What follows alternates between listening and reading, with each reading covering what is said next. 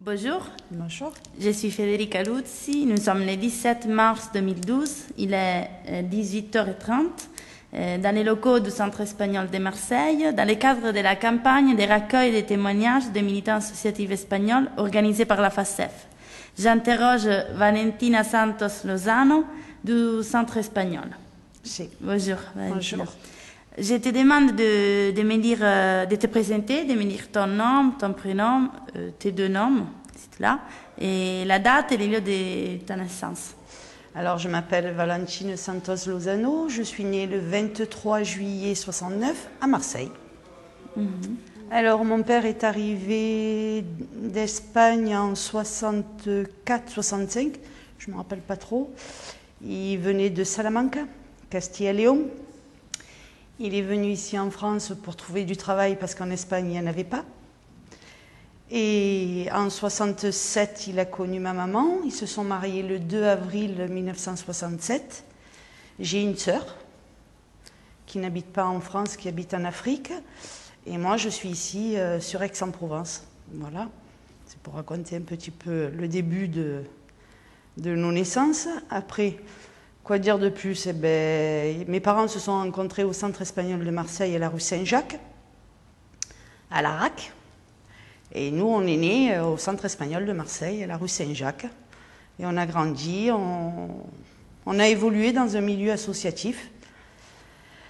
On a fait beaucoup de cours d'espagnol. On allait à la mission espagnole, on allait tous les samedis et dimanches au Centre espagnol. Nos parents voulaient qu'on reste dans le milieu de l'association pour ne pas perdre nos racines espagnoles.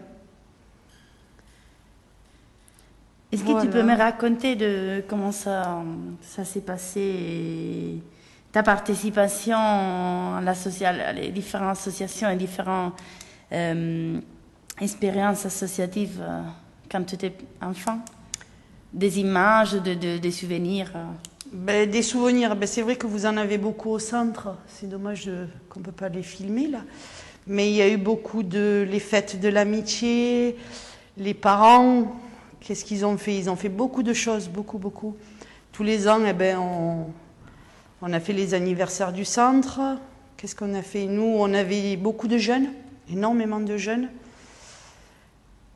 Nous, on est la deuxième génération du Centre espagnol de Marseille. Moi, particulièrement, je suis la deuxième génération. Et on a la troisième génération qui est mon fils et ma fille qui j'espère, vont prendre le relais, mais ça va être dur. Parce que bon, il n'y en a pas beaucoup. Nos parents commencent à vieillir, ils partent. Voilà quoi. Qu'est-ce qu'on a fait? On a fait beaucoup de fêtes, beaucoup de repas, plein de choses. Carnaval, on a fait plein de choses. Donc, il y avait la politique, ça ne faisait pas partie, tu m'as dit, de ton... De moi, non. De mon père, non plus. Okay. Non. Il y avait des gens qui étaient très politiques, mais pas mon père. Et la religion? Pardon? La religion? Oui, la religion, oui, parce qu'on allait à la mission espagnole. Et bon, on a fait le catéchisme, on a fait notre communion, notre confirmation. Ça, c'était plutôt le dimanche. Est-ce que tu m'expliques qu'est-ce que c'est la mission espagnole? La mission espagnole, ça fait partie comme le centre espagnol en fait. Il y avait le centre espagnol et la mission espagnole. C'était pour que les parents puissent se recueillir aussi pour aller à la messe. Il y avait des fêtes aussi là-bas à la mission espagnole. On a appris aussi beaucoup pour la religion, on faisait aussi des pièces de théâtre à la mission espagnole. On a fait beaucoup de voyages. On est parti en Corse pour faire des pièces de théâtre. Voilà quoi. Ça, c'était le dimanche. Le samedi, c'était le centre espagnol et le dimanche, c'était la mission espagnole. Après, moi, j'ai 42 ans. Ça fait 42 ans que je vois toujours les mêmes personnes. Voilà. Donc, on peut dire que tu fais partie du centre espagnol depuis toujours? Depuis toujours. Mais tu as la preuve pour ma fille qui a 14 ans, elle est née au centre espagnol et voilà quoi. Qu'est-ce qu'on fait? Tous les samedis, on vient au centre pour les racines, pour garder nos racines de tout ce que nos parents ont fait pour nous quoi. Explique-moi donc vraiment les raisons de ton engagement associatif. Mes raisons, ben, je veux que mes enfants parlent espagnol et je veux garder tout ce que nos parents ont fait pour nous avoir dans un lieu sûr, ne pas traîner dans la rue. C'est vrai qu'on n'est pas sorti avec des amis français, on ne sortait pas avec des amis français parce que bon, nos parents ne voulaient pas. Il fallait aller à l'association, ils nous sentaient en sécurité, en fait. C'était la sécurité et puis voilà quoi. Et on a grandi dans le milieu de l'association quoi.